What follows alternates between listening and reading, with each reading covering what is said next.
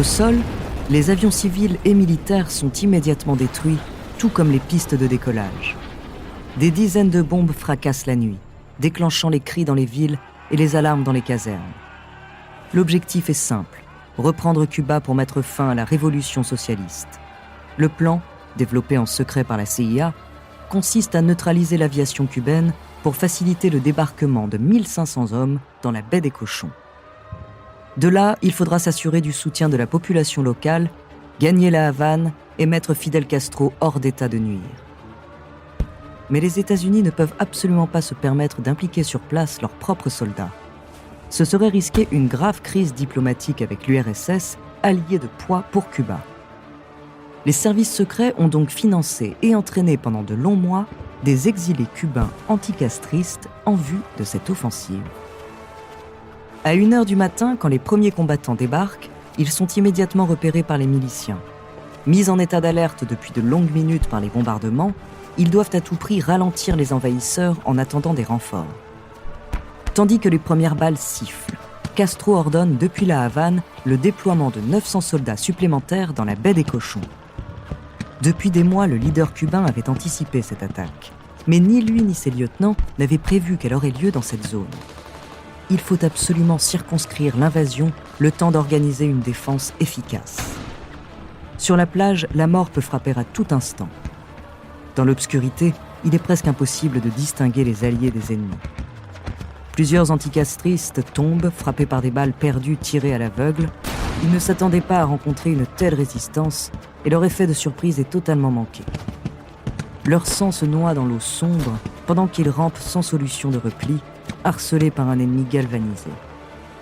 Leur seul espoir réside alors dans le soutien aérien qu'on leur a promis et qui ne vient pas. Depuis les bombardements initiaux, pas un avion ne sillonne le ciel.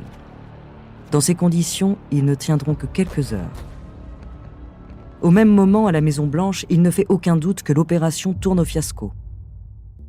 En cellule de crise, on découvre non seulement que la CIA n'a pas été transparente sur l'étendue de ses plans, mais qu'elle a fait preuve d'une grave négligence dans sa préparation. John Fitzgerald Kennedy n'est président que depuis 6 mois, il n'approuvait pas cette attaque, planifiée sous le mandat de son prédécesseur. S'il a fini par s'y résigner, c'est contre la parole d'Allen Dulles, directeur de la CIA, qu'aucun Américain ne serait directement impliqué. Mais Allen Dulles a menti, et Kennedy va devoir assumer la responsabilité du scandale, alors qu'il y a 2 jours encore, il répétait à la presse qu'aucune intervention n'était envisagée à Cuba. Cette nuit-là, quand Allen Dulles joint la cellule de crise, la décision du président est déjà prise. Il ne peut plus faire confiance à la CIA. L'agence de renseignement doit être reprise en main par l'exécutif. John Kennedy refuse catégoriquement tout appui supplémentaire sur la baie des Cochons, signant par là l'échec définitif de la tentative de déstabilisation américaine le 19 avril 1961. 6 ans plus tard, lorsque le procureur Jim Garrison se lance dans sa contre-enquête légendaire, il ne fait pour lui aucun doute que cette crise diplomatique était le premier domino d'une réaction en chaîne infernale, dont le résultat 2 ans après sera l'assassinat du président des États-Unis.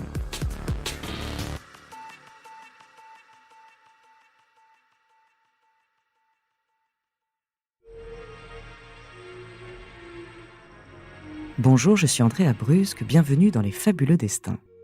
Cet épisode est le 3e que nous consacrons à l'assassinat du président Kennedy. C'est l'un des plus grands mystères du XXe siècle et un scandale politique d'une ampleur inégalée. Aujourd'hui, je vous parlerai de l'enquête qui, en 1967, bouleversa l'opinion publique et fit trembler jusqu'au sommet de la CIA.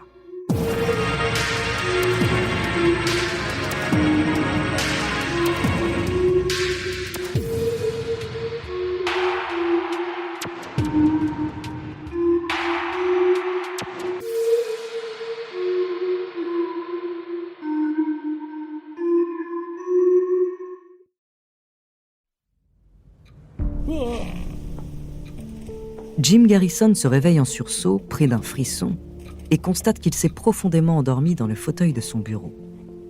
Ses mains sont moites, il grelotte malgré la chaleur environnante, et ses yeux ne s'habituent à l'obscurité qu'après plusieurs secondes.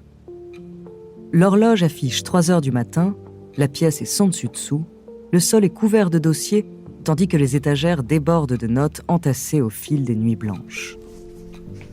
Cela lui a pris 9 semaines, mais il en est venu à bout. Jim Garrison, le procureur de la Nouvelle-Orléans, a lu les 28 volumes du rapport de la commission Warren. Et ce qu'il y a trouvé lui glace le sang. Pour lui, il est évident que les conclusions de cette enquête ne répondent qu'à une seule part du mystère, à savoir comment et par qui le président Kennedy a été assassiné. Mais les 16 000 pages du rapport esquivent continuellement la question essentielle : pourquoi ? Garrison se met au travail sans attendre. Il décide de ranger un à un ses dossiers, trier ses notes, réétudier la chronologie des témoignages et commence à lister toutes les questions qu'il se pose désormais. Pourquoi est-ce qu'aucun policier ni aucun membre des services secrets n'a été placé sur les toits de Dallas le jour de l'assassinat ? Pourquoi n'existe-t-il aucun enregistrement, aucun procès-verbal de l'interrogatoire d'Oswald en garde à vue ? Pourquoi la première autopsie du président fait état de blessures par balles venues de l'avant et de l'arrière, tandis que la seconde mentionne uniquement des balles tirées dans le dos ? Et pourquoi la commission a-t-elle choisi de ne tenir compte que de la seconde autopsie ? Le procureur suspend son stylo sur la page et ferme un instant les yeux. S'il écrit la prochaine question, il n'y aura plus de retour en arrière. Il réalise peu à peu l'ampleur des événements qu'il s'apprête à déclencher. Il sait que ses recherches connaîtront un retentissement international et diviseront le pays tout entier. Il sait que s'il s'engage, il va mettre en danger sa réputation, son mariage et sa vie de famille. Mais à dire vrai, Jim Garrison a déjà fait son choix. Pour lui, ce n'est pas seulement son intégrité qui est en jeu, c'est celle de la démocratie américaine. Le procureur va faire son travail, chercher à ce que justice soit faite. Rouvrant les yeux, il prend soin d'écrire très lisiblement la question qui lui fait le plus peur. Pourquoi Allen Dulles, ancien directeur de la CIA, licencié par Kennedy après le fiasco de la baie des cochons, a-t-il été nommé vice-président de la commission Warren ?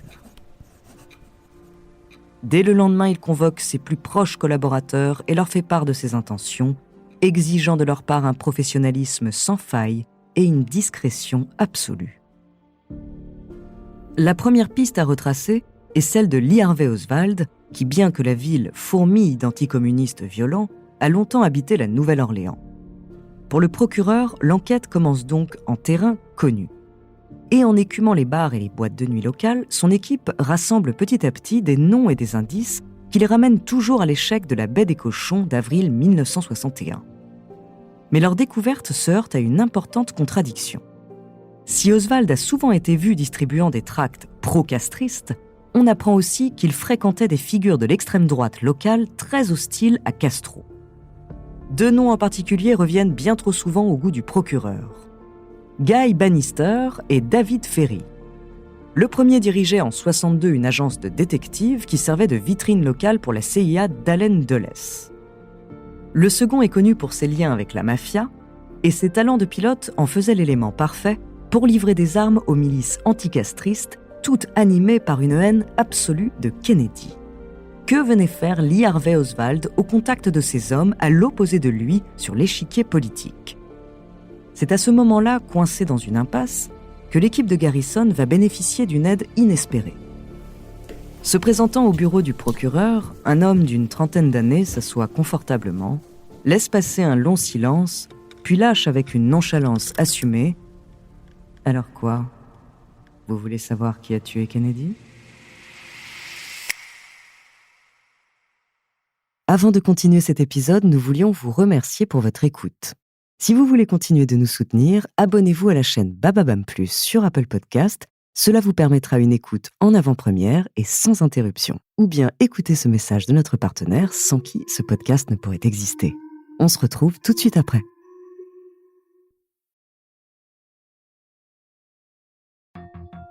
En 1967, la contre-enquête de Jim Garrison sur l'assassinat de JFK connaît un rebondissement majeur.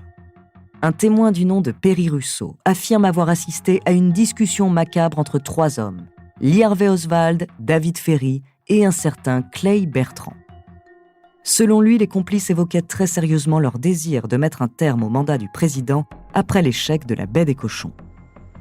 À l'époque, Ferry, anticommuniste radical, avait mené l'entraînement des anticastristes financé par la CIA. Approché par le bureau du procureur, il nie en bloc dans un premier temps. Mais quelque chose cloche. Fort de 15 ans d'expérience, Garrison sait très bien différencier l'homme qui ment de celui qui a peur de parler. Il décide de se montrer patient avec Ferry et en attendant, il se met en quête du mystérieux Clay Bertrand, dont le nom semble en fait n'être qu'un alias. Après plusieurs semaines, l'équipe du procureur parvient enfin à obtenir des renseignements dans une sphère bien particulière, le milieu homosexuel de la Nouvelle-Orléans. Clay Bertrand se nommerait en réalité Clay Shaw. C'est un homme d'affaires très en vue dans la région qui cache résolument son homosexualité. Il serait lui aussi sympathisant de l'extrême droite, avec laquelle il partage une haine viscérale de Castro et de sa politique commerciale défavorable aux États-Unis. Plus inquiétant encore, Garrison pense que Shaw est lié à la CIA et que celle-ci l'aurait chargé de fédérer les anticastristes locaux pour organiser avec eux dès 1959 le meurtre de Castro. Le plan aurait finalement été détourné de son objectif initial après la baie des cochons. Se sentant trahi par Kennedy, la CIA et tout particulièrement son directeur, Allen Dulles, ne souhaitaient alors plus voir le leader cubain disparaître, mais le président des États-Unis. Jim Garrison a conscience que les accusations qu'il s'apprête à formuler sont extrêmement graves. Il doit absolument pouvoir les étayer avec d'autres témoignages que celui de Russo. Quand David Ferry se laisse enfin convaincre, tous les feux semblent verts. Jusqu'au 22 février 1967, quelques jours avant son audition, Ferry est retrouvé mort dans son appartement. Si 2 lettres expliquant son désir de mettre fin à ses jours sont retrouvées chez lui, Garrison ne crut jamais à son suicide. Et pour cause, le médecin qui pratiqua l'autopsie déclara que Ferry était mort d'une rupture d'anévrisme.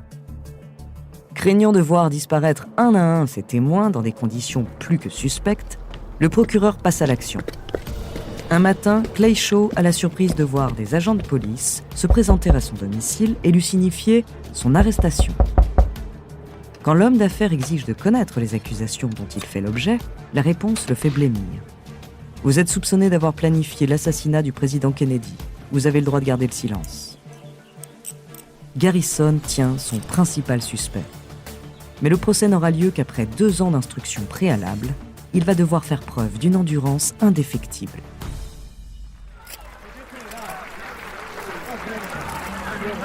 Un an plus tard, le 5 juin 1968, Robert Kennedy, dit Bobby, contient des larmes de joie lorsqu'il se présente devant ses militants. Depuis la mort de son frère, il n'a eu de cesse que de reprendre son flambeau. D'abord élu sénateur, il vient aujourd'hui de remporter la primaire du Parti démocrate. La présidence des États-Unis lui tend les bras. Mais ce soir-là, alors qu'il quitte la scène sous les acclamations, Bobby Kennedy est abattu de 3 balles à bout portant. Il ne succédera jamais à son frère. Pour Garrison, qui découvre anéanti les images du meurtre à la télévision, cela ne fait plus aucun doute. Quelqu'un, quelque part, cherche à faire taire les Kennedy par tous les moyens. Au plus profond de lui-même, le procureur se fait la promesse de trouver un à un tous les coupables et de les faire condamner, quoi qu'il en coûte.